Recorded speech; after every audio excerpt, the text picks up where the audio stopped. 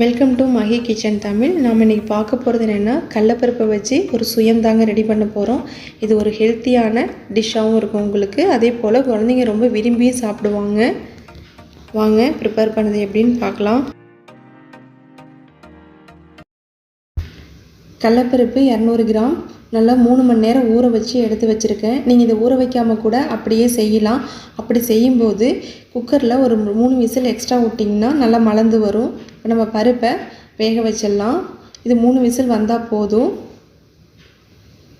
இப்போ 3 விசில் வந்துடுச்சு, ப்ரெஷரும் அடங்கிடுச்சு. நம்ம ஓப்பன் பண்ணி பார்க்கலாம்.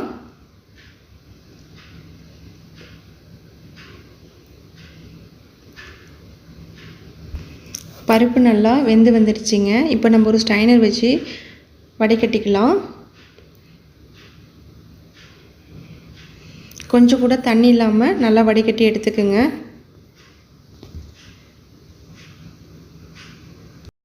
நம்ம அடுத்ததாக பாவு ரெடி பண்ணிக்கலாங்க. பாவு ரெடி பண்ண ஒரு பாத்திரத்தை அடுப்பில் எடுத்து வச்சுக்கோங்க. நான் 200 கிராம் குண்டு வெல்லம் எடுத்திருக்கேன். அது இது கூட சேர்த்துக்கலாம்.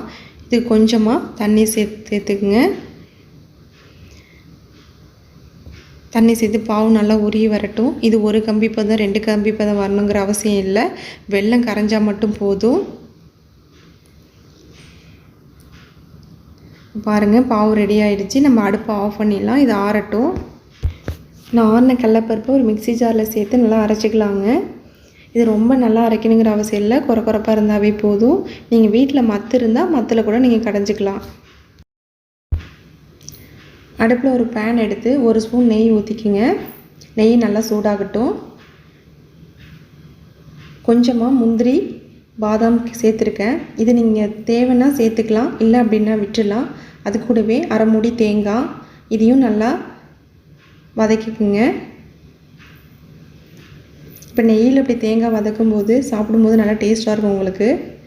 இப்போ ஏற்கனவே நம்ம காய்ச்சி வச்சுருக்க பாவையும் ஒரு ஃபில்ட்ரு வச்சு வடிகட்டிக்குங்க. அப்போ தான் தூசி துரும்பு இருந்தால் கூட வந்துடும்.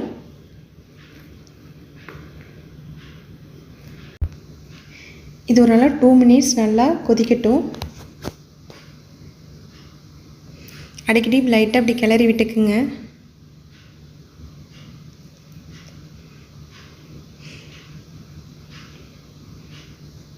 இப்போ 2 மினிட்ஸ் ஆயிடுச்சு.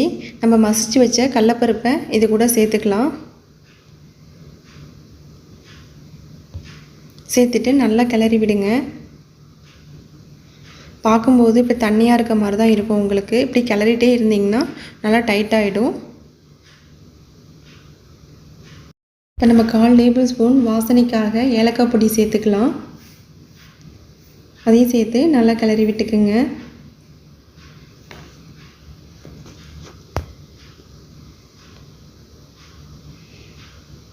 நல்லா அடிக்கடி இப்படி கிளறி விட்டுட்டே இருங்க.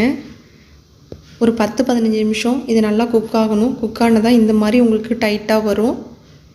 இப்போ நம்ம அடுப்பை ஆஃப் பண்ணிடலாம்.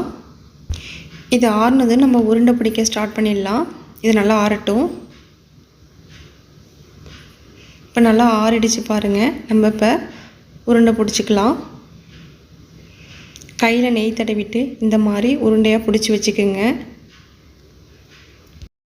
இப்போ அடுப்பை பற்ற வச்சு இந்த பொரிக்கிறதுக்கு தேவையான அளவு நம்ம எண்ணெய் சேர்த்துக்கலாம். எண்ணெய் நல்லா சூடாகட்டும். அதுக்குள்ளே நம்ம டிப் பண்ணி எடுக்கிறதுக்கு மாவு ரெடி பண்ணிக்கலாம். மாவு வந்து பார்த்திங்கன்னா நான் மைதா மாவு 150 கிராம் எடுத்திருக்கேன். அது கூட உப்பு தேவையான அளவு சேர்த்துக்குங்க. கொஞ்சம் கொஞ்சமாக தண்ணி சேர்த்து நல்லா இதை கலக்கி எடுத்துக்குங்க. அதிகமாக தண்ணி ஊற்றிடாதீங்க. அதாவது ஒரு பஜ்ஜி மாவு பதத்துக்கு ரெடி பண்ணிக்கோங்க.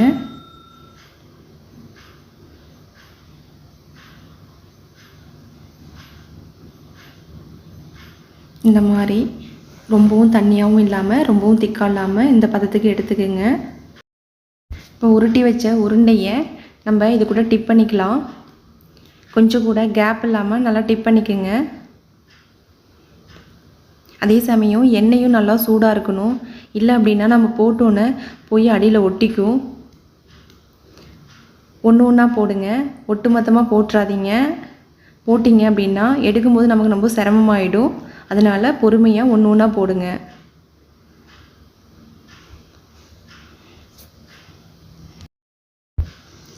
இது அடிக்கடி இப்படி லைட்டாக திருப்பி விட்டுட்டே இருங்க. இது 2 மினிட்ஸில் வெந்துடும் உங்களுக்கு. அவ்வளோதான், சுயம் ரெடி ஆகிடுச்சு. இது வீட்டில் ட்ரை பண்ணி பாருங்கள். ட்ரை பண்ணி பார்த்துட்டு மறக்காமல் கமெண்ட் பண்ணுங்கள், ஷேர் பண்ணுங்கள், நம்ம சேனலுக்கு சப்ஸ்கிரைப் பண்ணிக்கோங்க. ஸ்வீட்டை சாப்பிட்றதுக்கு எங்கள் வீட்டு குட்டீஸ் ரெடி ஆகிட்டாங்க. இங்கே பாருங்கள் என்ன கேட்குறாங்கன்னு.